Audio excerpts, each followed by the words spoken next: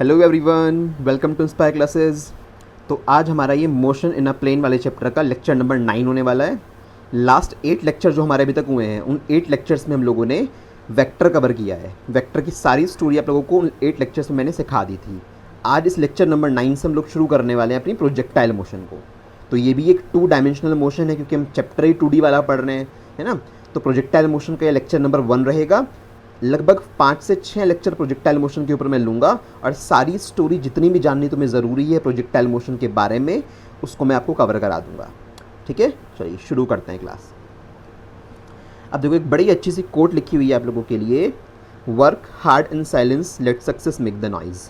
अब इसको अगर मैं आपको हिंदी में ट्रांसलेट करके बताऊँ तो मीनिंग कुछ इस तरह से है कि मेहनत इतनी खामोशी से कीजिए कि सफलता शोर मचा दे। अब देखो, आज के टाइम में फ़िलहाल सब कुछ लॉकडाउन में है, तो आप अगर मेरे पॉइंट ऑफ व्यू से देखो ना, तो ये गोल्डन अपॉर्चुनिटी है भाई। कहीं जाना नहीं है, कोई डिस्टर्ब करने वाला नहीं है, आने जाने में टाइम वेस्ट नहीं हो रहा है, तो आपके पास तो बहुत ज़्यादा टाइम है इस टाइम को यूटिलाइज़ करने के लिए। तो उस टाइम को रॉन्ग पॉइंट ऑफ व्यू से मत देखिए कि हम लोग घर में खाली पड़े हुए हैं। आपके पास बहुत कुछ है करने के लिए। इतना टाइम आपको दोबारा कभी नहीं मिलेगा। जितने हॉलीडेज़ अब मिल रहे हैं, इतने हॉलीडेज़ और इतना टाइम तुम्हें कभी नहीं मिलेगा।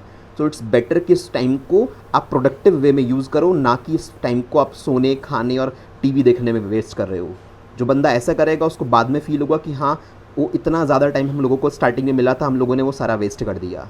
तो ये ज़रूरी है कि आपके पास सिर्फ क्या है अभी स्टूडेंट लाइफ में, कि आप लोग मेहनत से अपनी पढ़ाई कर सकते हो। एग्ज़ाम जब होंगे तब की तब होंगे। इस बात से टेंशन मत लो कि एग्ज़ाम अभी नहीं हो रहे हैं, पोस्टपोन हो गए, ये हो गए, वो हो गए। भाई कभी ना कभी तो एग्ज़ाम होंगे ही ना, और अभी भी आप करोगे क्या? आपके पास कोई ऑप्शन तो है नहीं। तो इट्स बेटर कि आप अपनी पढ़ाई पे, अपनी स्टडीज़ पे ध्यान दीजिए, वो ज़्यादा ज़रूरी है। क्योंकि अब अगर आज आप पढ़ लोगे टाइम निकाल के, तो आने वाले टाइम में तुम्हें इतना स्ट्रगल नहीं करना पड़ेगा। नहीं तो क्या, इतना सारा कंटेंट कैसे पढ़ा जाएगा एक साथ। तो इट्स बेटर कि सीढ़ियों को धीरे धीरे, एक एक करके, स्टेप बाय स्टेप आप मूव ऑन करो, तो लास्ट में डेस्टिनेशन तक पहुंच जाओगे आराम से। ठीक है, चलो खैर अपने लेक्चर पे आते हैं। थोड़ी सी छोटी सी बात थी जो मुझे बतानी थी तुम्हें। अब सब स्टूडेंट्स ने बैडमिंटन ज़रूर खेला होगा। अब बैडमिंटन में जो शटल कॉक होती है, देखो ये यहाँ पे शटल कॉक है। जब दो बंदे, एक बंदा यहाँ पे है, एक बंदा यहाँ पे है, ये दोनों रैकेट से इस शटल कॉक को स्ट्राइक कर रहे हैं, तो उसका जो पाथ है कुछ इस तरह से होता है, जैसे आपको दिखाई दे रहा होगा। ये नॉर्मली सब ने फील किया होगा, सब लोगों ने रैकेट, सब ने बैडमिंटन खेला हुआ है, सबको पता है हाँ सर, कुछ इस तरह के पाथ पे ही शटल कॉक पास आउट होके जाती है। तो बच्चों, जो ये तुम्हें पाथ नज़र आ रहा है ना, ये जो तुम्हें मोशन नज़र आ रही है शटल कॉक की, इस तरह की मोशन को ही हम लोग प्रोजेक्टाइल मोशन बोलते हैं। फिलहाल जो मोशन तुम्हें नज़र आ रही है ना इसकी, ये मोशन एक प्रोजेक्टाइल मोशन का एग्जाम्पल है, जो कि 2 डायमेंशनल प्लेन में है। भाई ऑब्वियस सी बात है कि यहाँ से स्टार्ट हुई थी शटल कॉक, और ये शटल कॉक फाइनली यहाँ पे जाके गिरी। तो उसका मतलब क्या हुआ कि इस शटल कॉक ने एक्स एक्सिस के अलॉन्ग भी कुछ ट्रैवल किया, और ये शटल कॉक ग्राउंड लेवल पे थी पहले, और धीरे धीरे धीरे धीरे इसकी हाइट बढ़ती जा रही है, और टॉप मोस्ट इस हाइट तक जा पाती है। यानी यहाँ पे वाई कोऑर्डिनेट भी इन्वॉल्व है, यानी एक्स और वाई दोनों कोऑर्डिनेट इन्वॉल्व हैं। तो ये 2 डायमेंशनल मोशन का एक बहुत ब्यूटीफुल एग्जाम्पल होता है। बहुत सारे डे टू डे लाइफ में तुम्हें चीज़ें दिखाऊंगा। मेरे पास बहुत सारे इलस्ट्रेशन वाले डायग्राम्स हैं, जहाँ तुम्हें समझ में आ जाएगा कि हाँ, 2D मोशन, ये जो प्रोजेक्टाइल मोशन है ना, ये तो हमारे डे टू डे लाइफ का एक पार्ट है। हम लोगों की बहुत जगह ये देखी हुई है, बस हाँ तब इतना नहीं पता था कि अच्छा ये इस तरह की मोशन को हम लोग प्रोजेक्टाइल मोशन बोलते हैं। अगर साइंस के पॉइंट ऑफ व्यू से देखें तो मैथमेटिकली कैसे आइडेंटिफाई करते हैं प्रोजेक्टाइल मोशन को, उसके बारे में भी हम लोग पढ़ेंगे, क्योंकि ऑब्वियस सी बात है, फिजिक्स बिना मैथमेटिक्स के तो आप चला ही नहीं सकते हो। तो ये इलस्ट्रेशन आपको काफ़ी क्लैरिटी से बता रहा है कि सर शटल कॉक का जो ये मोशन है, ये एक प्रोजेक्टाइल मोशन को शो कर रहा है। और एक बात और, जो चीज़ प्रोजेक्टाइल मोशन परफॉर्म करती है ना, उस पर्टिकुलर ऑब्जेक्ट को क्या बोलते हैं? उसे बोलते हैं प्रोजेक्टाइल। जैसे यहाँ पे ये शटल कॉक है, ये शटल कॉक इस पर्टिकुलर पाथ पे मूव होके जा रही है, तो इस शटल कॉक को क्या बोलूँगा? ये मेरा प्रोजेक्टाइल है। यानी जिस चीज़ को मैंने फेंका है ना इस तरह के पाथ पे जाते हुए, तो वो पर्टिकुलर ऑब्जेक्ट मेरा प्रोजेक्टाइल होता है, और वो जिस तरह की मोशन परफॉर्म कर रहा है ऐसे वाली, इसको बोलते हैं प्रोजेक्टाइल मोशन। ठीक है ना? ठीक है, थोड़ी सी बात और करते हैं आगे। अब यहाँ पे ध्यान से ज़रा देखिए, ये बंदा आपका बास्केटबॉल खेल रहा है। अब देखो, ये बास्केटबॉल को जब यहाँ पे इस तरह से फेंकता है, तो कुछ इस तरह का पाथ यहाँ पे फॉलो होता है। है ना, इस तरह के पाथ पे फॉलो होके ये बास्केटबॉल यहाँ पे जाती है और वापस नीचे गिर जाती है। तो ये वाला जो मोशन है ये भी एक प्रोजेक्टाइल मोशन का एग्जाम्पल है, यानी ये जो पाथ है ये भी एक प्रोजेक्टाइल मोशन को परफॉर्म करने वाले ऑब्जेक्ट का पाथ है। अभी आपको दिखाऊंगा आगे कि जो भी ऑब्जेक्ट प्रोजेक्टाइल मोशन परफॉर्म करता है उसका जो ये पाथ होता है, जो ये रास्ता तुम्हें नज़र आ रहा है, इस पाथ को हम लोग मैथमेटिकली में बोलते हैं पैराबोला। क्या बोलते हैं? पैराबोला। अब सर ये पैराबोला क्या होता है? अब थोड़ी सी बात अगर ध्यान से सोचो, जैसे स्ट्रेट लाइन होती है, स्ट्रेट लाइन के बारे में तो सबको पता है। स्ट्रेट लाइन एक चीज़ होती है मैथ्स में, स्ट्रेट लाइन। फिर उसके बाद होता है सर्कल। ये 11th क्लास की मैथमेटिक्स में जहाँ पे कोऑर्डिनेट ज्योमेट्री होती है वहाँ पे सारी चीज़ें डिटेल में पढ़ाई जाती हैं, बट फिजिक्स में इतनी डिटेलिंग की ज़रूरत पड़ेगी नहीं हम लोगों को, थोड़ा बहुत जानना पड़ेगा, उसको मैं आपको समझा दूंगा।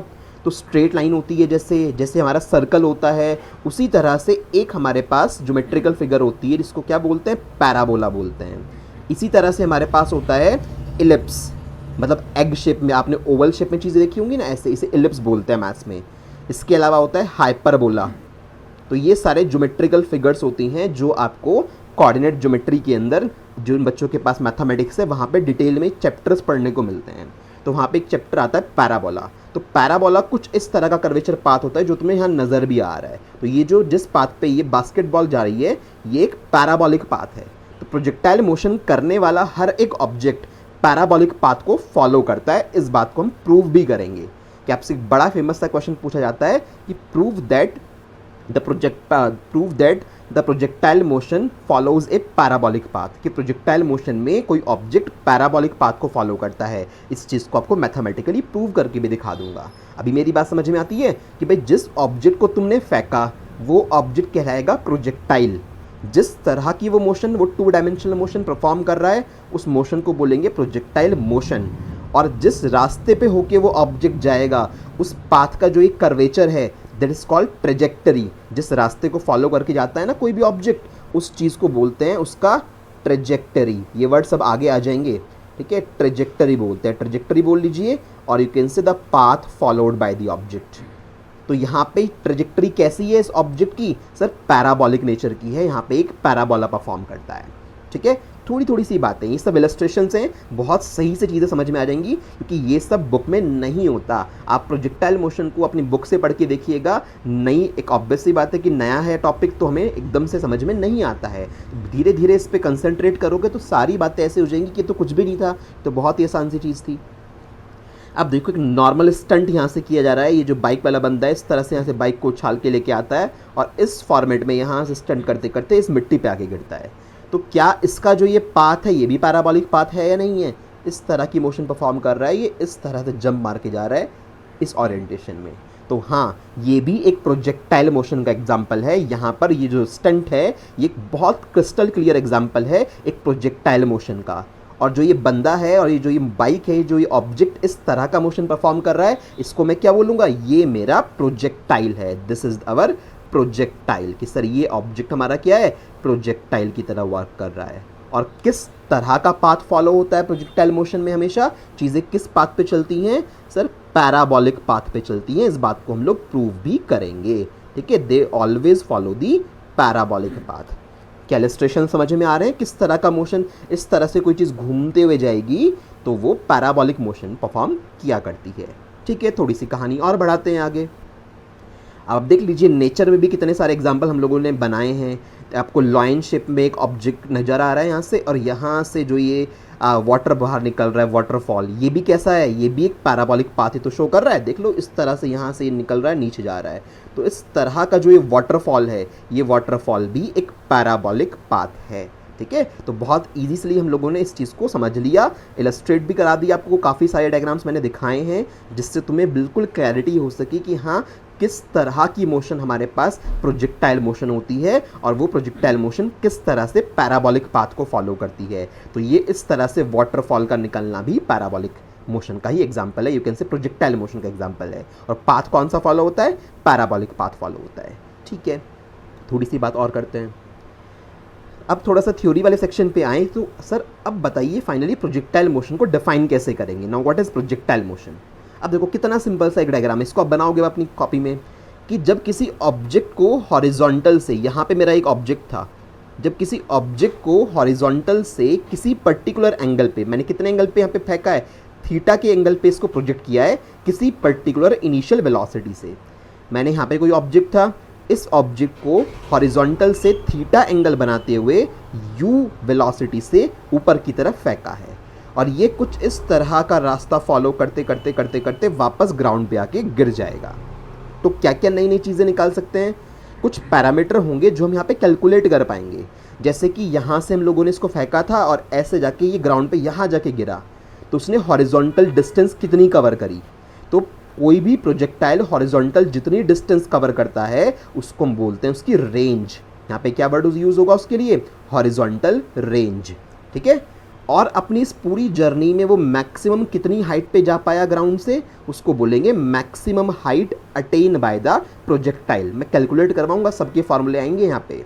अच्छा, एक चीज़ और भी तो निकाल सकते हो कि सर आपने इस ऑब्जेक्ट को यहाँ से फेंका और ये इस रास्ते को फॉलो करते करते करते करते यहाँ पे आके गिरा, तो कितनी देर तक ये हवा में रहा, यानी इसको कितना टाइम लगा पूरी अपनी जर्नी को कवर करने में। This is called time of flight. हवा में कितनी देर रहा, तो उस टाइम ऑफ फ्लाइट को भी मैं कैलकुलेट करवाऊंगा। ठीक है, डेफिनेशन पढ़ लेते हैं एक बार। अगर डेफिनेशन आती है तो इस तरह से लिखनी पड़ेगी मैं कि when an object is thrown at an angle with the horizontal near the earth surface. Earth की सरफेस के पास खड़े होके, हम अर्थ की सरफेस पे तो खड़े हुए हैं सब लोग, तो यहाँ से अगर किसी ऑब्जेक्ट को हॉरिजॉन्टल से थीटा एंगल पे फेंका जाए, एक पर्टिकुलर एंगल पे फेंका जाए, then the object perform a two-dimensional motion under the action of gravity only। तो ये ऑब्जेक्ट 2D मोशन परफॉर्म करेगा किसके अंडर में, under the effect of gravity. भाई जी तो उसके ऊपर लगेगा ही लगेगा, और जी हमेशा कैसे वर्क करता है, ऑलवेज डाउनवर्ड डायरेक्शन में वर्क करता है। तो प्रोजेक्टाइल मोशन में हमेशा ऑब्जेक्ट अंडर द ग्रेविटी अपनी मोशन को परफॉर्म कर रहा होता है। तो ग्रेविटी के अंडर में होने वाली मोशन होती है ये। Such type of motion is called as projectile motion। ठीक है, और the object which has been thrown, जिस ऑब्जेक्ट को तुमने फेंका था, मैंने बताया था ना, उसको क्या बोलते हैं, that is called projectile। जिसको फेंकते हो उसको प्रोजेक्टाइल बोलते हो। एक और बात अगर आपको सुननी है तो वो भी सुन लीजिए। जिस पॉइंट से आपने ऑब्जेक्ट को फेंका था, थ्रो आउट किया था, that point is known as point of projectile. जहां से ऑब्जेक्ट को फेंका जाता है that is called point of projectile. ठीक है, इतना इंपॉर्टेंट नहीं है बट फिर भी। तो क्या क्या पैरामीटर हम लोग निकाल पाएंगे वहाँ पे कि सर कितना टाइम लगा इस पूरी जर्नी में, यानी टाइम ऑफ फ्लाइट, ऑब्जेक्ट कितनी मैक्सिमम हाइट तक गया, और हॉरिजॉन्टल रेंज उसने कितनी कवर की। बेसिकली ये 3 पैरामीटर हम लोग कैलकुलेट किया करते हैं प्रोजेक्टाइल मोशन में।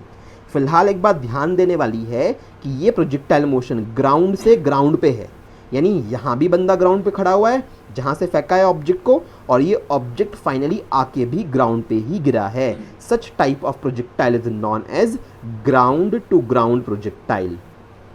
ठीक है, ग्राउंड से ग्राउंड पे चीज़ों को फेंका है तो ग्राउंड टू ग्राउंड प्रोजेक्टाइल बोलते हैं। इस बात को आपको पता होना चाहिए ये चीज़।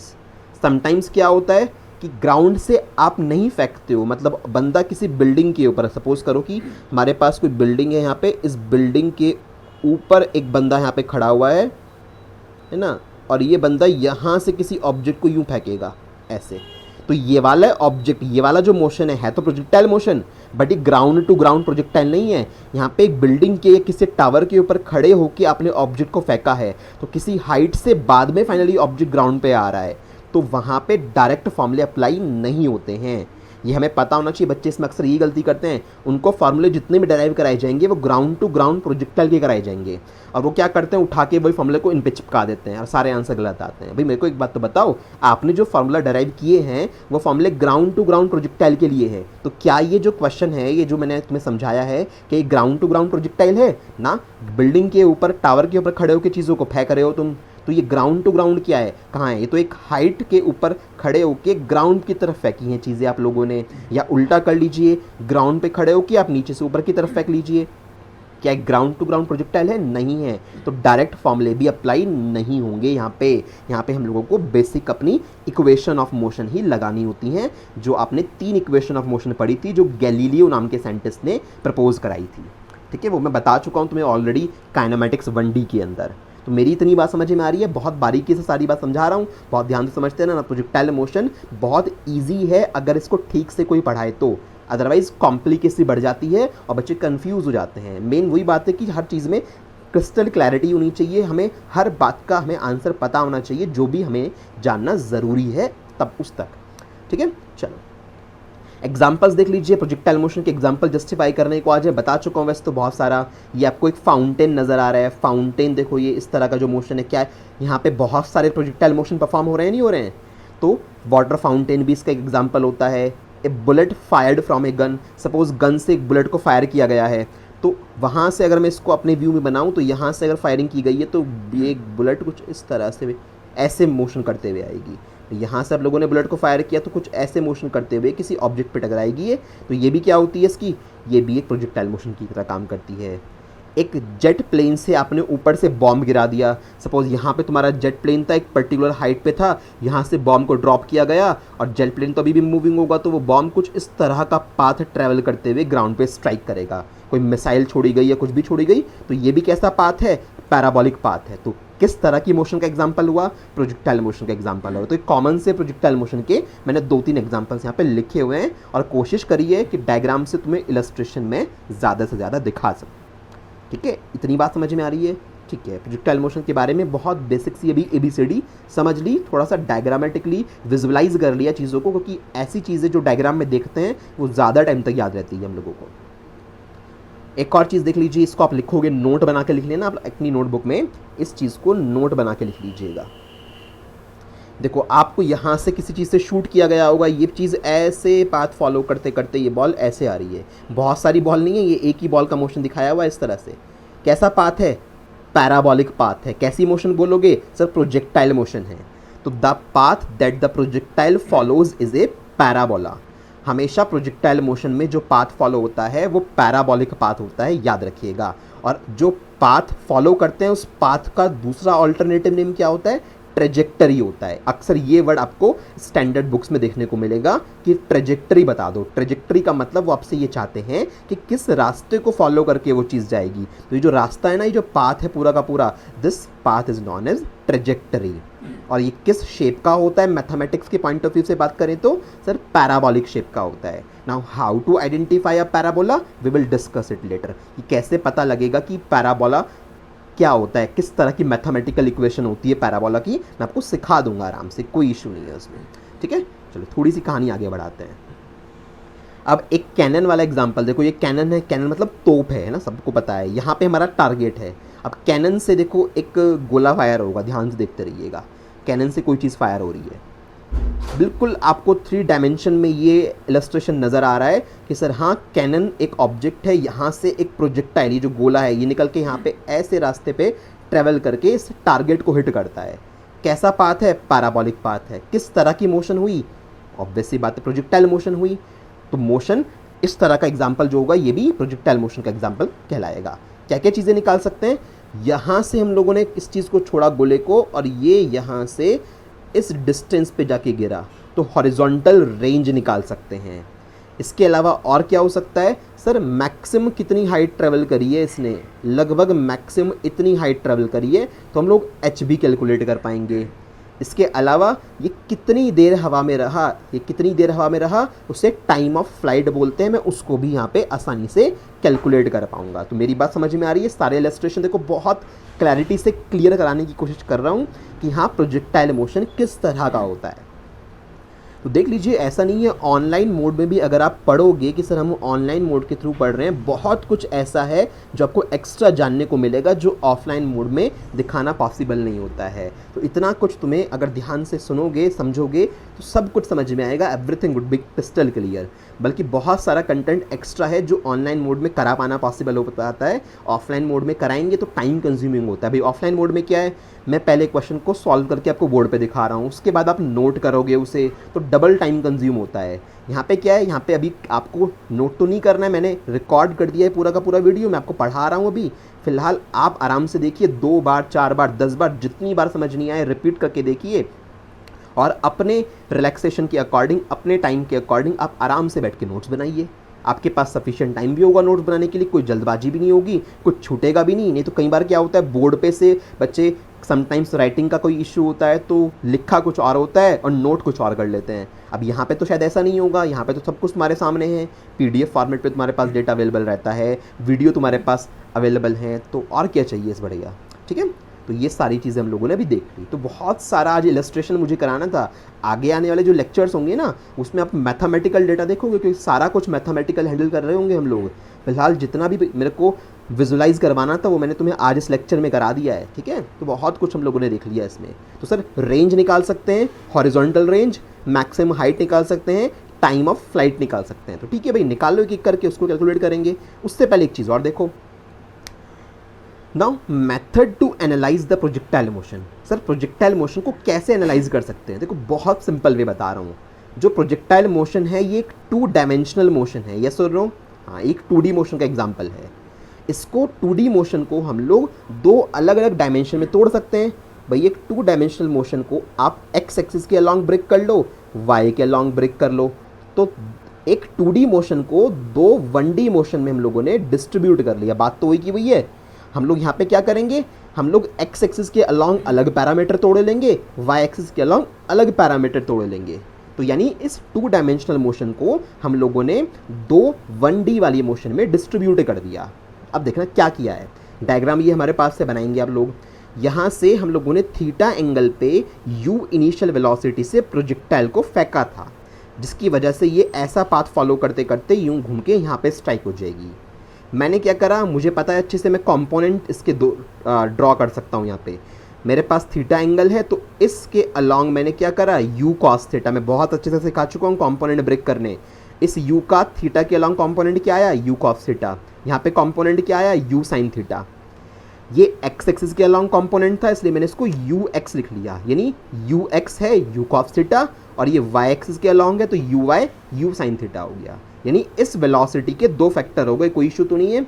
ये हॉरिजॉन्टल फैक्टर कहलाएगा, हॉरिजॉन्टल कंपोनेंट, और ये वर्टिकल कंपोनेंट कहलाएगा। ठीक है, एक बात और, वर्टिकल डायरेक्शन की जब बात करेंगे, वाई एक्सिस के अलॉन्ग जब बात करेंगे, तब ग्रेविटी वर्क करती है, यानी वाई एक्सिस के अलॉन्ग वर्क करने पे एक्सेलरेशन वर्क करेगा, कितना, g के बराबर। जबकि पूरी प्रोजेक्टाइल मोशन में हॉरिजॉन्टल डायरेक्शन में कोई एक्सेलरेशन नहीं होता है। याद रखिएगा, मैंने हॉरिजॉन्टल एरो बनाया है और एक्सेलरेशन 0 लिखा है।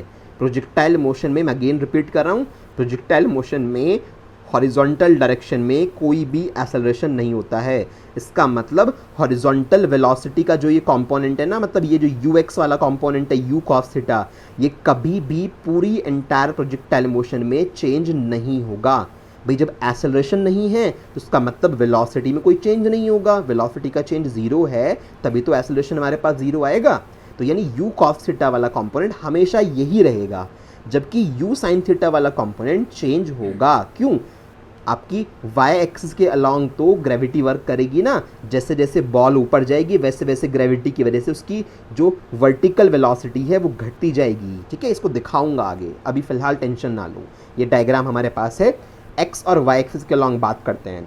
x एक्सिस के अलॉन्ग इनिशियल वेलोसिटी ux से शो करी है, u cos theta.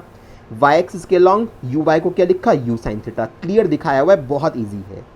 x axis के अलॉन्ग एक्सेलरेशन 0 होता है, y एक्सिस के अलॉन्ग एक्सेलरेशन कितना होगा, माइनस का g। नीचे की तरफ काम करेगा ना एक्सेलरेशन, डाउनवर्ड डायरेक्शन में, तो ऑब्वियसली बात है कि नेगेटिव में लिया जाएगा, तो माइनस g।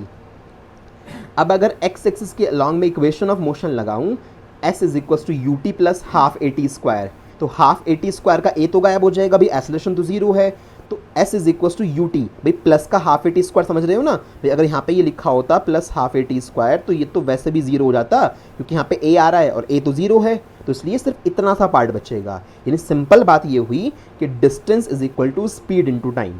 बेसिक फॉर्मूला पढ़ा है ना, speed is equal to distance upon time, time is equal to distance upon speed. तो ये जो फॉर्मूला पढ़ते हो ना, speed is equal to distance upon time वाला, ये उस तरह की मोशन में काम करता है जहाँ पे एक्सेलरेशन 0 हुआ करता है। अगर एक्सेलरेशन इंट्रोड्यूस हो जाए तभी तो इक्वेशन ऑफ मोशन बनाई गई थी। ठीक है, तो फिलहाल हमारा ये पार्ट नहीं आएगा यहाँ पे, तो इतने से काम चल गया, क्योंकि हॉरिजॉन्टल डायरेक्शन में एक्सेलरेशन 0 होता है अगर प्रोजेक्टाइल मोशन की बात करें तो। वर्टिकल की बात करें तो ये तो हो गया। अब यहाँ पे पूरी इक्वेशन ऑफ मोशन लगाई sir, s is equal to u t plus half a t square, a की जगह माइनस जी आ गया, इसलिए यहाँ पे माइनस लिखा हुआ है और जी लिखा हुआ है। बाकी सारे पार्ट तुम्हारे सामने हैं भाई। जब वाई डायरेक्शन में बात कर रहे हो तो डिस्प्लेसमेंट भी वाई डायरेक्शन का, वेलोसिटी भी वाई डायरेक्शन की, टाइम थोड़ी ना होता है एक्स और वाई का, टाइम तो टाइम होता है। टाइम को थोड़ी ना दो पार्ट में डिस्ट्रीब्यूट कर दोगे सर कि टी एक्स अलग होगा टी वाई अलग होगा, ये तो एक अजीब सी बात हो गई। टाइम तो कॉमन होता है ना, एक्स और वाई कंपोनेंट थोड़ी ना होंगे टाइम के कभी भी। तो ये मेरी बात समझ में आ रही है, ये आपको डायग्राम क्लियर हुआ। सब बनाना है, ये सब कुछ अपनी नोटबुक में प्रॉपर नोट्स बनेंगे। ठीक है भाई, थोड़ा सा डायग्राम को और बेटर वे में इलस्ट्रेट कराता हूँ। देखिए मैंने खुद से बनाया है पूरा डायग्राम, बहुत सही से क्लियर हो जाएगी बात। ये मेरा प्रोजेक्टाइल है जिसको मुझे फेंकना है, यू वेलोसिटी से इसको थ्रो करूँगा मैं थीटा एंगल पे। तो sir X component u cos theta, Y component u sine theta. समझ आ रही है बात। जैसे जैसे ये रेड वाले पाथ को फॉलो करते करते ऊपर जाएगा, मान लो यहाँ पे पहुँचा, इस इंस्टेंट ऑफ टाइम पे अगर मैं देखूँ, मैंने आपको क्या बोला था सर, हॉरिजॉन्टल डायरेक्शन में एक्सेलरेशन जीरो होता है, यानी हॉरिजॉन्टल वेलोसिटी कभी चेंज नहीं होगी। यानी ये यू कॉस थीटा है, यहाँ पर भी एक कंपोनेंट कितना रहेगा, यू कॉस थीटा ही रहेगा। जबकि ये वाई डायरेक्शन वाला कंपोनेंट मैंने थोड़ा सा छोटा डंडा बनाया है ना, छोटा एरो बनाया है। यहाँ पे बड़ा एरो बनाया था, या छोटा एरो बनाया है। क्यों? क्योंकि ऊपर की तरफ जा रहा है धीरे धीरे, तो वर्टिकल डायरेक्शन की वेलोसिटी धीरे धीरे घटती जाएगी, क्योंकि ग्रेविटी काम कर रही है भाई साहब। नीचे से ऊपर किसी चीज़ को फेंकते हो तो वर्टिकली उसकी वेलोसिटी कम होती जाती है ना। तो पहले कंपोनेंट मैंने इतना बड़ा दिखाया हुआ है, फिर कंपोनेंट मैंने छोटा कर दिया, नाम भी चेंज कर दिया। अब ये यू साइन थीटा थोड़ी ना होगा कुछ भी मुझे नहीं पता फिलहाल, बट इतना कंफर्मेशन है कि हॉरिजॉन्टल कंपोनेंट तो यू कॉस थीटा ही रहेगा, ये पूरी मोशन में कभी चेंज नहीं होना। ठीक है, थोड़ी सी बात और करते हैं, थोड़ा सा ऊपर पहुंचे। Top most point, can I say that कि ये मेरी प्रोजेक्टाइल मोशन का, ये मेरा जो प्रोजेक्टाइल का पैराबोलिक पाथ है उस पाथ का हाईएस्ट पॉइंट है भाई। ये तभी तो मैंने यहाँ पे एच लिखा हुआ है। मैक्सिमम हाइट होगी या नहीं होगी, यहाँ से यहाँ तक जहाँ मैं कर्सर को घुमा रहा हूँ, ये मैक्सिमम हाइट है ग्राउंड से उस प्रोजेक्टाइल की। तो मैक्सिमम हाइट वाले पॉइंट पे वर्टिकल डायरेक्शन की वेलोसिटी तो खत्म हो जाएगी ना। अरे भाई यही तो पड़ा है, नीचे से ऊपर किसी बॉल को फेंकते हो तो धीरे धीरे ऊपर जाते जाते वेलोसिटी कम होती जाती है। तो पहले कंपोनेंट का वेक्टर काफ़ी बड़ा था, फिर वेक्टर थोड़ा सा और छोटा है, और वेक्टर बिल्कुल छोटा, मतलब ऑलमोस्ट यहाँ पे मैंने दिखाना पड़ा मुझे जीरो करने के लिए, तो बाद में क्या हो गया, ख़त्म हो गया।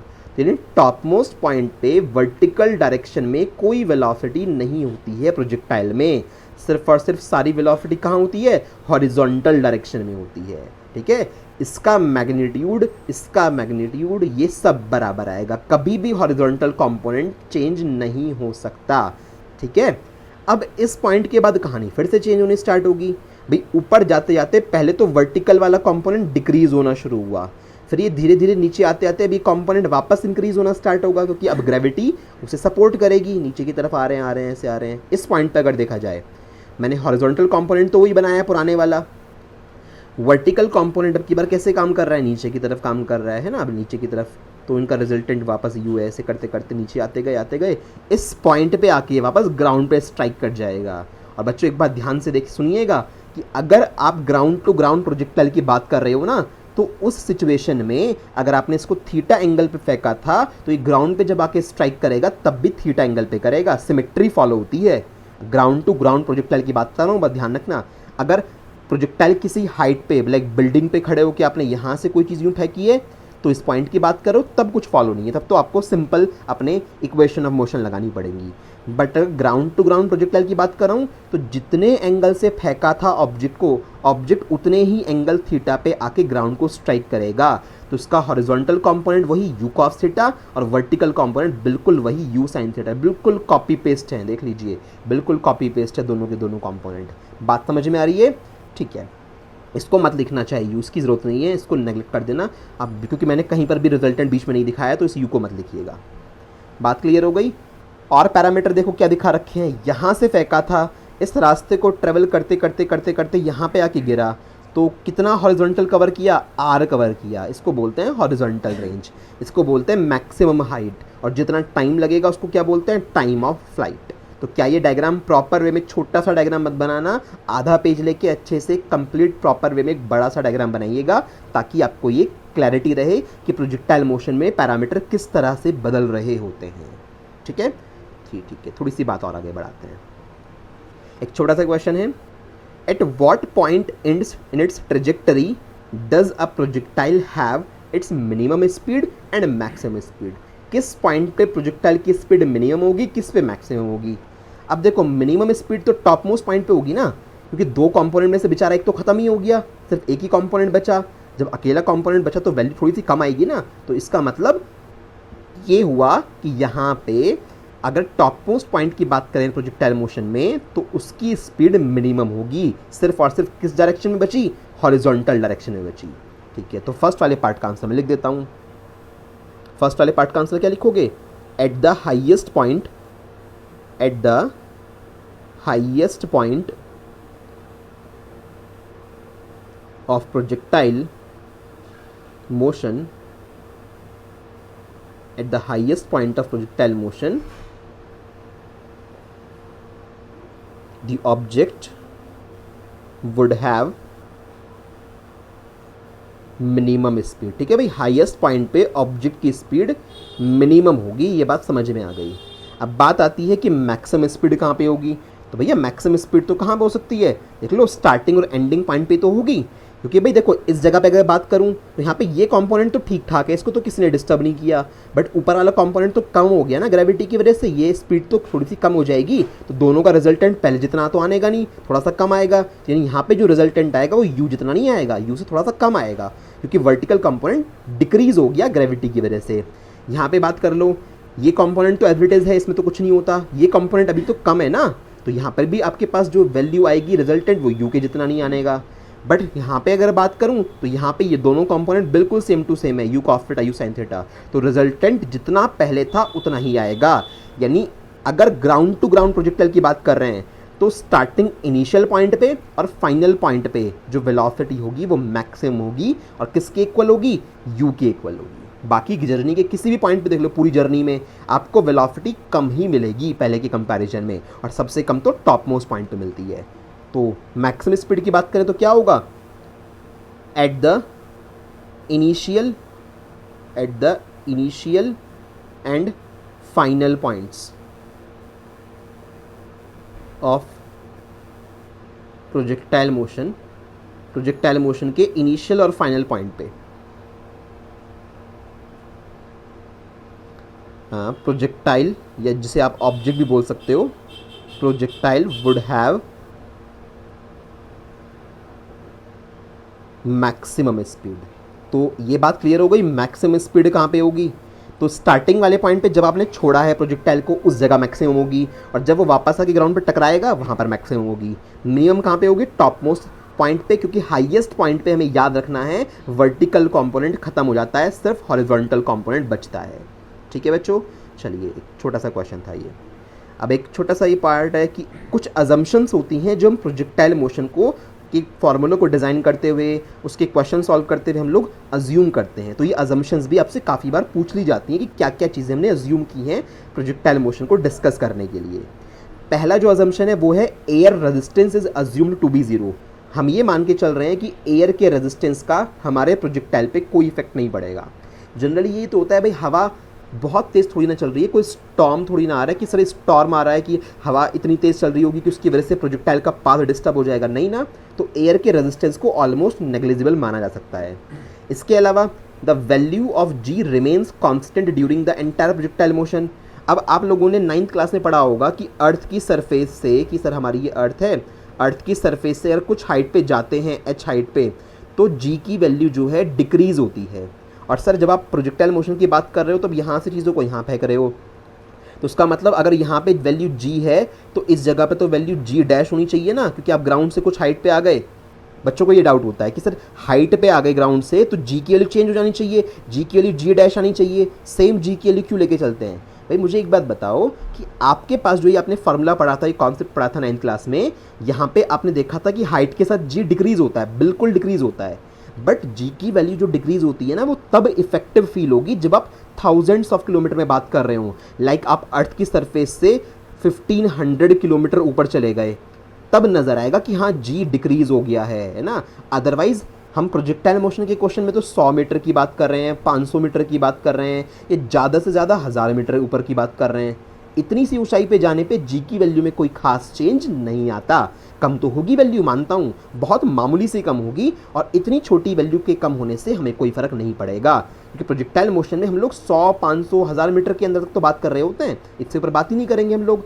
और जी की वैल्यू में एक सिग्निफिकेंट डिक्रीमेंट तब नज़र आएगा जब आप थाउजेंड्स ऑफ किलोमीटर की बात कर रहे हो। अर्थ की सरफेस से 500 किलोमीटर की हाइट पे कोई चीज़ फेंक सकते हो कोई चीज़ अपने हाथ से? अर्थ की सरफेस से 100 किलोमीटर की हाइट पे बात कर लूँ, नहीं फेंक सकते ना, ऑब्वियस सी बात है। तो प्रोजेक्टाइल मोशन में हम सारे क्वेश्चंस 100 मीटर, 500 मीटर, 1000 मीटर तक की ही रेंज के करते हैं, इसलिए जी की वैल्यू को पूरे एंटायर मोशन में कांस्टेंट मान के चला जा सकता है, नो प्रॉब्लम, ठीक है। इसके अलावा तीसरी बात क्या है, क्योंकि हम लोग बहुत छोटे छोटे प्रोजेक्टाइल मोशन पढ़ रहे होते हैं, रेंज भी बहुत ज़्यादा दूर थोड़ी ना होगी, रेंज भी वही 1000-1200 मीटर के आसपास होगी कि यहाँ से फेंका और 1000-1200 मीटर की डिस्टेंस पे जाके गिरा। तो इसलिए अर्थ के रोटेशन का भी उस पर्टिकुलर प्रोजेक्टाइल के पाथ पर कोई फ़र्क नहीं पड़ता, ठीक है। तो ये 3 बेसिक सी अजम्पशंस हैं जो प्रोजेक्टाइल मोशन को फॉलो करती हैं या प्रोजेक्टाइल मोशन के क्वेश्चंस को सॉल्व करते हुए हम लोग लेके चलते हैं। मेरी बात इतनी समझ में आ गई, काफ़ी सारी इंपॉर्टेंट सी चीज़ें आई, एक नए टाइप की मोशन पढ़ रहे हो, बड़े मज़ेदार है, इंटरेस्टिंग सी है। अब मैथमेटिकल थोड़ा सा बात कर लेते हैं। आगे हमारे पास फॉर्मूले स्टार्ट हो गए। पहला टॉपिक क्या है, time of flight of projectile. Exam में बहुत आते हैं ये फॉर्मूले, मतलब प्रूव करने के लिए, और कई क्वेश्चन में डायरेक्ट लग जाएंगे, कई क्वेश्चन में डायरेक्ट नहीं लगेंगे, सिखा दूंगा कैसे करना है काम। Time of flight of projectile, कि सर पूरी एंटायर जर्नी में प्रोजेक्टाइल को कितना टाइम लगा अपनी जर्नी को पूरा करने में। देख लीजिए ज़रा, पूरी की पूरी कहानी आपको दिखा देता हूँ। डायग्राम हमारे पास अब पूरा आ चुका है। यहाँ से हमने ऑब्जेक्ट को फेंका और ये ऐसे चलते चलते चलते चलते इस रास्ते से होके गया यहाँ तक। अच्छा, एक बात ज़रा ध्यान देने वाली है कि अगर हम लोग वर्टिकल डायरेक्शन में बात करें कि सर हम लोगों ने यहाँ से ऑब्जेक्ट को फेंका, ऑब्जेक्ट ऊपर गया गया गया करते करते वापस लौट के कहाँ आया, ग्राउंड पे आया ना, मतलब ग्राउंड से चले थे और लौट के ग्राउंड पे ही आ गए, है ना। तो वर्टिकल डायरेक्शन में कोई डिस्प्लेसमेंट हुआ क्या? I am not talking about horizontal direction. Horizontal में तो हुआ है, आप पहले यहाँ पे थे और अब यहाँ पे हो, काफ़ी डिस्प्लेसमेंट है। बट अगर वर्टिकल डायरेक्शन में बात करें तो आप जिस लेवल पे से आपने ऑब्जेक्ट को फेंका था, ऑब्जेक्ट घूम के उसी लेवल पे आ चुका है कि सर इस लेवल से फेंका गया था, यहाँ से एक लेवल बना देता हूँ मैं, यहाँ से ऑब्जेक्ट को फेंका गया था, चल फिर के घूम फिर के वापस उसी लेवल पे आ गया। तो इसका मतलब वर्टिकल डायरेक्शन में कोई डिस्प्लेसमेंट इसने कवर नहीं किया है। कब कवर किया होता कि सर अगर हो सकता था ये ऑब्जेक्ट यहाँ से फेंका गया होता और ये रास्ते में यहाँ रुक जाता हवा में कहीं पे, तो फिर क्या बोलते कि इसने इतना वर्टिकल डिस्प्लेसमेंट कवर कर लिया। बात समझ में आ रही है? बट ऐसा तो कुछ भी यहाँ पे हुआ ही नहीं है। यहाँ पे ग्राउंड से फेंका और ग्राउंड पे ही वापस लौट के आ गए। तो अगर बात करें वर्टिकल डायरेक्शन में, तो वर्टिकल डायरेक्शन में यहाँ पे कोई भी डिस्प्लेसमेंट नहीं हुआ है। बस इसी से हम लोग पॉइंट पकड़ लेंगे अपना। तो क्या लिखेंगे, in vertical motion of projectile. अगर प्रोजेक्टाइल की वर्टिकल मोशन की हम लोग बात कर रहे हैं तो सारे पैरामीटर हम लिख लेते हैं। क्या क्या पैरामीटर लिख लेते हैं? Initial velocity. ऐसे लिखोगे ना तो आपको बच्चों का काम लगेगा, बिल्कुल कि कुछ भी नहीं कर रहे हैं हम, तो बहुत ईजी सी चीज़ कर रहे हैं। इनिशियल वेलोसिटी, वर्टिकल डायरेक्शन में इनिशियल वेलोसिटी यानी यू वाई कितनी है सर? यू साइन थीटा है ना। इनिशियल वेलोसिटी वर्टिकल डायरेक्शन में यू साइन थीटा है। वर्टिकल डायरेक्शन में हमारा जो डिस्प्लेसमेंट है वो डिस्प्लेसमेंट कितना है सर? डिस्प्लेसमेंट तो हुआ ही नहीं, तो displacement s y vertical direction में ज़ीरो है, ठीक है। इसके अलावा पूरी जर्नी की बात कर रहा हूँ, फुल जर्नी की बात कर रहा हूँ मैं, है ना। इसके अलावा एक्सेलरेशन की बात करें, एक्सेलरेशन कितना है? वर्टिकल डायरेक्शन में एक्सेलरेशन की बात करें तो जो ए आप बोलते हो ए वाई, वो किसके इक्वल है? माइनस ऑफ जी के इक्वल है। सारी बात हो गई, ठीक है। Therefore using second equation of motion, ये सारी चीज़ सेकंड इक्वेशन ऑफ मोशन में आती है ना भाई। मुझे यहाँ से मैंने ऑब्जेक्ट को फेंका है, ऐसे करते करते यहाँ पे मैं आ गया, मेरे पास इनिशियल वेलोसिटी भी है, मेरे पास डिस्प्लेसमेंट भी है वाई डायरेक्शन के, ये सारे वाई डायरेक्शन के पैरामीटर हैं। एक्स डायरेक्शन के पैरामीटर की रिक्वायरमेंट ही नहीं पड़ेगी यहाँ पे तो। और तीसरा क्या है? एक्सेलरेशन है। तो using second equation of motion, vertical direction के लिए बात कर रहा हूँ मैंने, इसलिए ऊपर पहले ही लिख दिया है उस बात को। तो सेकंड इक्वेशन ऑफ मोशन की अगर बात करूँगा तो sir s y is equal to s is equal to u t plus half a t square होता है ना, तो u t minus half a t की जगह क्या आ जाएगा g t square. S y is equal to u i t, y को नीचे लिखना सफिक्स में यू वाई, ठीक है। S is equal to u t minus half g t square. Solve कर लीजिए थोड़ा सा पार्ट। एस वाई की जगह क्या आएगा सर, ज़ीरो आएगा। यू की जगह क्या आएगा, यू वाई की जगह यू साइन थीटा आएगा। टी की जगह टाइम ऑफ फ्लाइट किससे रिप्रेजेंट किया है, कैपिटल टी से, कैपिटल टी आएगा भाई। स्मॉल टी की जगह time of flight capital T हो जाएगा ना, minus half G capital T square. मेरी बात समझ में आ रही है। थोड़ा सा सॉल्व करने के लिए सारे पैरामीटर को उधर की साइड ले जाते हैं, ठीक है। अब देखो मेरे पास जो बचा वो ये बचा, zero is equals to u sine theta into t minus half g t square, ठीक है। टी को कैपिटल में लिख लेते हैं, हाफ जी टी स्क्वायर। अब मैं यहाँ पे क्या कर सकता हूँ, मेरे पास एक बहुत बेहतर ऑप्शन है कि मैं टी को यहाँ से कॉमन ले सकता हूँ, ठीक है। मैंने टी को यहाँ से कॉमन लिया तो मेरे पास क्या बचा, यू साइन थीटा बचा, ठीक है, minus half of g T बचा। यस और नो, इस तरह से मेरे पास पैरामीटर बचा। अब दो बॉक्सेस हैं, एक तो टी है और दूसरा बॉक्स ये है, दोनों की मल्टीप्लिकेशन ज़ीरो आ रही है। वही जैसे आप कोऑर्डिनेट उसमें अलजेब्रा में क्या करते थे कि अगर x माइनस 3 और x माइनस 5 ऐसे दो डब्बों का मल्टीप्लिकेशन ज़ीरो है तो एक बार x माइनस 3 को ज़ीरो के इक्वल लेके चल दिए और एक बार x माइनस 5 को ज़ीरो के इक्वल लेके चल दिए। x का आंसर आप लोगों ने निकाल लिया। ऐसे यहाँ पे कर लो। तो एक बार कैसे करेंगे, दो पार्ट में यहाँ से क्वेश्चन को, इफ़ कैपिटल टी, ये जो फर्स्ट वाला पार्ट है ये डब्बा, अगर इसको जीरो के इक्वल लेके चले तो काम खत्म हो गया, t equals to zero, but not possible. Time of flight zero थोड़ी ना हो जाएगा, ऐसा थोड़ी ना कि टाइम लगा ही नहीं, टाइम फ्रीज थोड़ी ना हो जाएगा, टाइम रुक थोड़ी ना जाएगा कि सर हम सरधना से मेरठ गए या आप मेरठ से दिल्ली गए और 1 घंटा या 1 सेकंड भी स्पेंड नहीं हुआ। सुबह 9 बजे आप चले थे सरधना से और सुबह 9 बजे ही आप लोग मेरठ पहुंच गए, सेम इंस्टेंट ऑफ टाइम पे, सेम डे पे, सेम ईयर पे, पॉसिबल नहीं है ना, तो टाइम ज़ीरो नहीं हो सकता। इसके अलावा दूसरा part, u sine theta minus half of g t is equal to zero. तो यहाँ से क्या आ जाएगा, हाफ ऑफ जी टी को किसके इक्वलाइज कर लोगे, u साइन थीटा के इक्वल कर लोगे। फार्मूला निकल के आ रहा है, देखते रहिएगा। तो यहाँ से t क्या आ गया, t आ गया 2u साइन थीटा अपॉन जी। यही फार्मूला है जो याद भी होना चाहिए डायरेक्टली पूरे प्रोजेक्टाइल मोशन में। अगर ग्राउंड टू ग्राउंड प्रोजेक्टाइल की बात करेंगे तो, अदरवाइज नहीं लगने का, ध्यान रखना। तो टाइम ऑफ फ्लाइट कितना होता है, 2u साइन थीटा अपॉन जी, जहाँ पे u इनिशियल वेलोसिटी है, थीटा एंगल ऑफ प्रोजेक्शन है और g acceleration due to gravity है, ठीक है। बहुत आसान सा था, कोई खास बात नहीं हुई कि बहुत आपने हाई फाई चीज़ करी है। तो एक बात अगर आपसे बताऊं तो ये हम लोगों ने जो किया है ये मेरा मेथड नंबर 1 था, ठीक है। This was my method number 1। तो ये मेरा मेथड नंबर 1 क्लियर हो गया। मैं इस सेम टू सेम काम को मेथड नंबर 2 से भी कर सकता था। कैसे करके दिखाता हूँ। एक और तरीका है टाइम ऑफ फ्लाइट निकालने का मेरे पास। देखिए, मेथड नंबर 2 से भी टाइम ऑफ फ्लाइट निकाली जा सकती है। हल्का सा एक रफ सा डायग्राम बना देता हूँ। ऐसे फेंका आप लोगों ने यहाँ से, है ना। ये आपके पास इनिशियल वेलोसिटी है यूँ ऊपर की तरफ, थीटा एंगल पे आप लोग फेंक रहे हो चीज़ों को। ये आपके पास एक वाई डायरेक्शन में, यहाँ पे आपके पास क्या आ जाएगा, आपका यू साइन थीटा आ गया। इस डायरेक्शन में हमारे पास क्या आएगा, यहाँ पे आएगा यू कॉस थीटा। यहाँ तक की आधी जर्नी। अब ज़रा सोचो, मान लो ये पॉइंट ए है, ये पॉइंट बी है, ये पॉइंट सी है। मुझे एक बार बताओ, आपने अच्छे से पढ़ा हुआ है, time of ascend is equal to time of descend. मतलब जितना टाइम ऑब्जेक्ट को नीचे से ऊपर तक जाने में लगता है उतना ही टाइम वापस आने में लगता है। ये बात मानते हो अच्छे से, बिल्कुल ठीक है। तो अगर मेरे पास मान के चलूँ कि सर टी टाइम लगा ए से बी तक जाने में, स्मॉल टी लिख रहा हूँ, और स्मॉल टी टाइम लगा बी से वापस सी तक आने में, क्योंकि टाइम बराबर ही होगा, ऑब्वियस सी बात है बिल्कुल, क्योंकि यहाँ पे हर बार यही होगा, टाइम ऑफ असेंट हमेशा टाइम ऑफ डिसेंट के इक्वल होता है। जितना टाइम ऊपर जाने में लगेगा उतना ही टाइम वापस नीचे आने में लगेगा, अगर ऊपर किसी ऑब्जेक्ट से स्ट्राइक नहीं किया है तुमने तो, ठीक है। तो मैं क्या करूँगा, मैं सिर्फ स्मॉल टी निकाल लूँगा और उसका डबल कर दूंगा, आ जाएगा टोटल टाइम, है ना। तो स्मॉल टी कैसे निकालेंगे, ए से बी तक की जर्नी की बात करनी पड़ेगी। बी पॉइंट पे अगर चर्चा करूं तो बी पॉइंट पे मुझे क्या क्या पता है, बी पॉइंट पे मुझे पता है कि हॉरिजॉन्टल डायरेक्शन में तो यू कॉस थीटा ही होता है, और वर्टिकल डायरेक्शन में एक ब्यूटीफुल सी बात है कि वर्टिकल डायरेक्शन का जो कंपोनेंट होता है वो क्या होता है, ज़ीरो होता है। आप बता रखा था ना, हाईएस्ट पॉइंट पे ये बात होती है। तो आप क्या करिए, आप ए से बी तक की मोशन कंसिडर करो, वर्टिकल डायरेक्शन की मोशन ले लो। क्यों, वर्टिकल डायरेक्शन की जब मोशन लूँगा ए से बी तक, तो आपको इनिशियल वेलोसिटी पता है u sin theta, initial final velocity पता है 0, टाइम आप निकाल लोगे आराम से, है ना, उस टाइम को डबल कर देना, बस ऐसे भी कर सकते थे। तो क्या करेंगे, फ्रॉम ए टू बी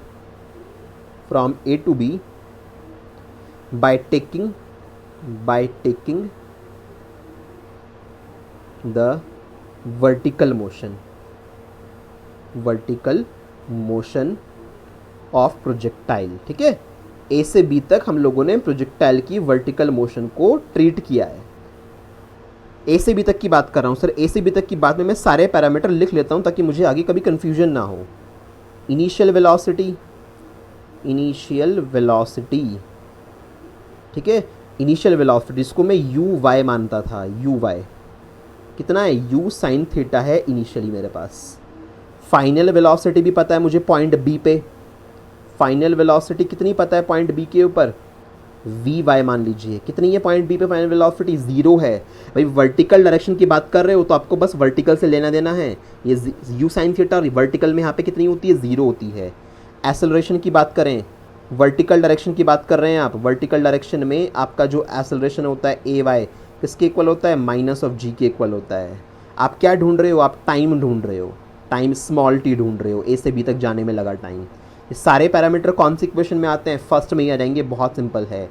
तो using first equation of motion, as simple, first equation of motion को अगर मैं यूज़ करूँ तो यहाँ से मेरे पास क्या पैरामीटर बनेंगे, v is equal to u plus a t होता है, v is equal to u plus a t होता है। तो ये भी y डायरेक्शन का, ये भी y डायरेक्शन का और ये भी y डायरेक्शन का पैरामीटर रख दो। वी वाई सर 0 है, you why you sine theta है, माइनस ए वाई जी है, माइनस का जी इंटू टी, तो टी यहाँ से क्या आया, टी आया यू साइन थीटा अपॉन जी, आया या नहीं आया। देयरफॉर टाइम ऑफ फ्लाइट निकाल पाओगे ना अब तो, टाइम ऑफ फ्लाइट मतलब टोटल टाइम, कैपिटल टी कितना हो जाएगा, जितना टाइम यहाँ से यहाँ तक लगा उतना टाइम यहाँ तक लगेगा, यानी 2t हो जाएगा, 2t। और सॉल्व करो इस चीज़ को, क्या आया 2u साइन थीटा अपॉन जी, और आई होप वही फार्मूला बना होगा जो पहले बना था, ठीक है। बात क्लियर हो गई। इस तरह से क्वेश्चन को क्रैक करना आता है तो it would be very very easy for you. तो यहाँ पे टाइम ऑफ फ्लाइट निकालने के 2 तरीके थे, या तो सर आप देखो मोशन तो वर्टिकल से ही काम चल जाएगा, हॉरिजॉन्टल का क्या करोगे आप लोग, या तो आप यहाँ से यहाँ तक के टोटल मोशन ले लो, तो आप देखो कि वर्टिकल डायरेक्शन का डिस्प्लेसमेंट 0 है, भाई जिस लेवल से फेंका गया था उसी लेवल पे वापस आ गया, तो वर्टिकली कोई डिस्प्लेसमेंट कवर नहीं किया इसने, तो मैंने उस कॉन्सेप्ट से निकाला, एक ही बार में आंसर आ गया। बट अगर मैंने आधा आधा करके निकाला, तो पहले मैंने ए से बी तक का मोशन लिया, तो मेरी ये अंडरस्टैंडिंग काम आई कि हाईएस्ट पॉइंट पे जो मेरा वर्टिकल कंपोनेंट होता है वेलोसिटी का वो 0 होता है, मैंने उसको यूटिलाइज किया और यहाँ से हाफ टाइम निकाला और उस टाइम का डबल कर दिया, मेरा आंसर यहाँ भी आ गया, ठीक, बेटर। नेक्स्ट पे चलते हैं। Now the next one is maximum height attain bye a projectile. कोई प्रोजेक्टाइल को अगर मैं फेंकूँ किसी u वेलोसिटी से थीटा एंगल पे, तो वो कितनी मैक्सिमम हाइट तक जा सकता है, उसके लिए डायग्राम पहले अपना निकाल लेते हैं। भाई हमारा जो डायग्राम है इसको मैं निकाल देता हूँ, ये मेरा डायग्राम कंप्लीट होके आ गया अब यहाँ पे, ठीक है, फाइनली डायग्राम आ गया। यहाँ से ऑब्जेक्ट को फेंका, प्रोजेक्टाइल को फेंका, ऐसे घूमते घूमते घूमते घूमते यहाँ पे आया। मैक्सिमम हाइट कौन सी होगी, ये वाली है ना, ये वाली जो है, यहाँ पे जगह सी नहीं है, मैं ऊपर को लिख दूँ, कोई दिक्कत तो नहीं है, समझ पा रहे हो ना, कर्सर से समझ लेना कि सर ये हमारी मैक्सिमम हाइट है जो इस प्रोजेक्टाइल ने अटेन करी होगी, आपको ये निकालनी है। हॉरिजॉन्टल डायरेक्शन में थोड़ी ना कोई हाइट होती है, हाइट वर्टिकल डायरेक्शन में ही तो मतलब कवर की जाती है। तो अगेन हम लोग फिर से क्या करेंगे, फिर से वर्टिकल डायरेक्शन की बात कर लेंगे, बहुत सिंपल सी चीज़ हो जाएगी। अब अगर मैक्सिमम हाइट मुझे निकालनी है इस पूरे पैरामीटर में, तो वर्टिकल डायरेक्शन में मोशन की बात करूँगा। इस हाईएस्ट पॉइंट पे, टॉप मोस्ट पॉइंट पे मेरे को क्या पता है, मेरे को ये पता है कि ये वाला कंपोनेंट तो u cos थीटा ही रहेगा, क्योंकि हॉरिजॉन्टल में तो कोई एक्सेलरेशन नहीं होता, हॉरिजॉन्टल कंपोनेंट सेम रहता है, और ये वाला जो कंपोनेंट होता है ये 0 कितना हो जाता है, 0 हो जाता है। ये बात हमें अच्छे से पता है, तो बस मैं यही करने वाला हूँ। क्या लिखूँगा, टेकिंग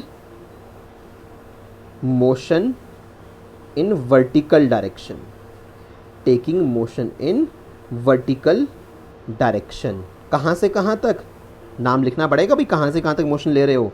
सपोज ये ओ लिख दो, कुछ भी नाम जो तुम्हारा मन करे, ए लिख दो, इसको बी लिख दो। मैं कहाँ से कहाँ तक मोशन ले रहा हूँ, ओ से ए तक। भाई ओ से बी तक क्या करूँगा, हाइट तो यहीं पे खत्म हो जाएगी ना मैक्सिमम, उसके बाद तो ये नीचे जाने लगेगा। तो ओ से ए तक मोशन ले लो, बस खत्म। Vertical direction from where to where, from O to A. मेरी बात समझ में आ रही है? ठीक है। इनिशियल वेलोसिटी बताएंगे आप मेरे को। इनिशियल वेलोसिटी वर्टिकल डायरेक्शन की मैं बात कर रहा हूँ, तो इनिशियल वेलोसिटी यानी यू वाई, सारे पैरामीटर लिखेंगे आप। सर यू साइन थीटा है इनिशियल वेलोसिटी, तो ओके बहुत बढ़िया। फाइनल वेलोसिटी कितनी है? फाइनल वेलोसिटी यहाँ पे मेरे पास है वी वाई, जो कि हम 0 के इक्वल लेके चलते हैं। बहुत बढ़िया। ए से ओ से बी ए तक की मोशन की बात कर रहा हूँ, इनिशियल वेलोसिटी यानी फाइनल 0 है। एक्सेलरेशन क्या होता है वर्टिकल डायरेक्शन में? एक्सेलरेशन होता है वर्टिकल डायरेक्शन में माइनस का जी। तो सर ए वाई जो होता है वो माइनस के जी के इक्वल होता है। आप क्या ढूंढ रहे हो? आप ओ से ए तक की जब बात कर रहे हैं तो उसमें डिस्प्लेसमेंट ढूंढ रहे हो। भाई सोचो ना, ओ से ए तक की बात में आपका प्रोजेक्टाइल पहले तो यहाँ पे था, अब बाद में वो यहाँ पे है ना, यहाँ पे था अब यहाँ पे है। तो कितना वर्टिकल डिस्प्लेसमेंट कवर किया उसने? एच जितना डिस्प्लेसमेंट ही तो कवर किया। भाई देखो पहले ऑब्जेक्ट यहाँ से फेंका गया था, अब ऑब्जेक्ट यहाँ पे पहुँच चुका है। लेवल बना लो दो, इस तरह से चीज़ों को समझा करो, है ना। अब ऑब्जेक्ट यहाँ पे है तो कितना वर्टिकल डिस्प्लेसमेंट कवर हुआ है? एच के इक्वल ही तो हुआ है। बात क्लियर हो गई ना अब तो ठीक है। आप डिस्प्लेसमेंट ढूंढ रहे हो, आप क्या ढूंढ रहे हो? डिस्प्लेसमेंट। वर्टिकल डिस्प्लेसमेंट की बात कर रहा हूँ, ओ से ए तक की मोशन ली है, तो डिस्प्लेसमेंट ढूंढ रहे हैं जिसको हम लोग एस वाई बोला करते हैं, जो किसके इक्वल है? एच के इक्वल है यहाँ पे।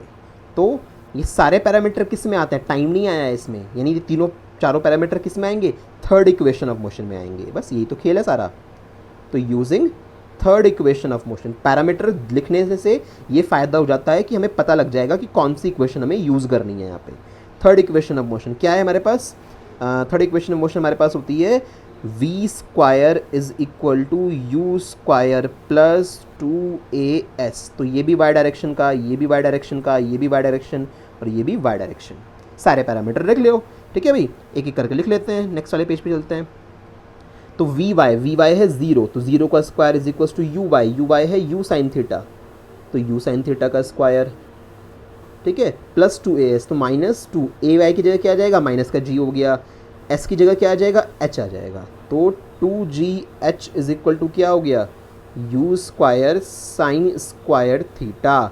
तो h कितना आ गया बच्चों? h आया you square sine square theta upon 2g। फॉर्मूले एक साथ अच्छे से ध्यान रखना, ऐसा ना हो किसी में आपको u का स्क्वायर नहीं है तो आपको u का स्क्वायर याद आ रहा है, गड़बड़ मत कर देना बिल्कुल भी। उल्टे सीधे फॉर्मूले कि h is equal to u square sine square theta upon 2g होता है, और टाइम ऑफ फ्लाइट कितना आया है? 2u sine theta upon g। यहाँ पे कहीं पर भी स्क्वायर नहीं आता है, ठीक है। तो ये दो फार्मूले हमारे अभी तक प्रूव हो गए हैं। तो h भी आप लोगों ने निकाल लिया, बहुत ईजी सा फार्मूला था। अपॉन में 2g आ रहे हैं, 2 ऊपर नहीं आता, ध्यान रखना। यहाँ पे उल्टा है थोड़ा सा फर्क, तो थोड़ा ध्यान रखना पड़ेगा आपको ये। तो हम लोगों ने मैक्सिमम हाइट का मतलब टाइम ऑफ फ्लाइट में जब बात करी, उसके बाद मैक्सिमम हाइट का फॉर्मूला भी डिराइव कर लिया फाइनली। इस तरह से हमारा मैक्सिमम हाइट का फॉर्मूला डिराइव हो गया।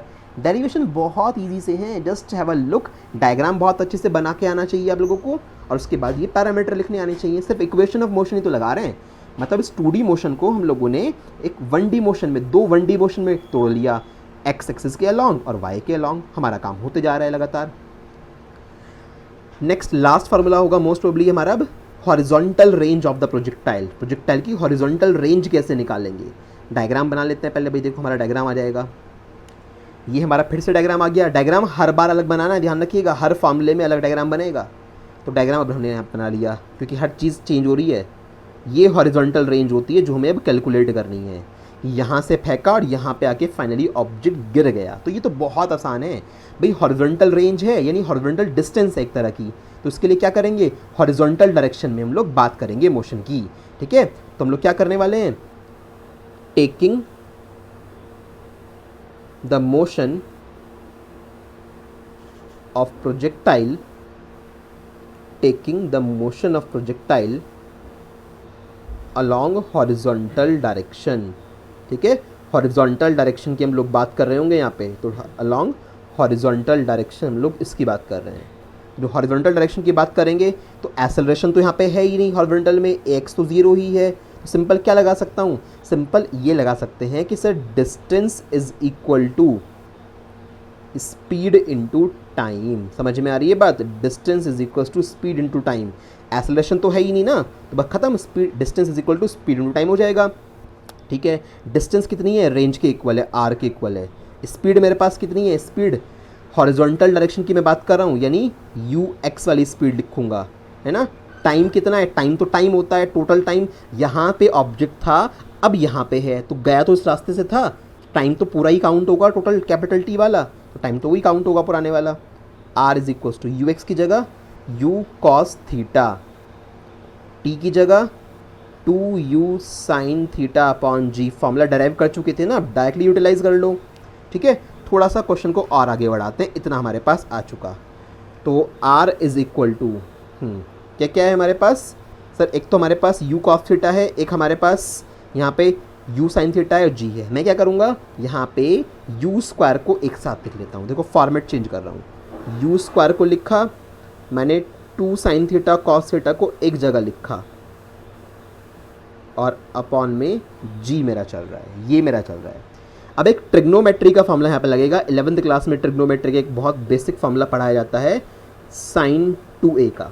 Sign 2a is equal to 2 sine a into cos a। मतलब ये हुआ कि जितना एंगल यहाँ पे था ना, उसका आधा आधा एंगल हो जाता है।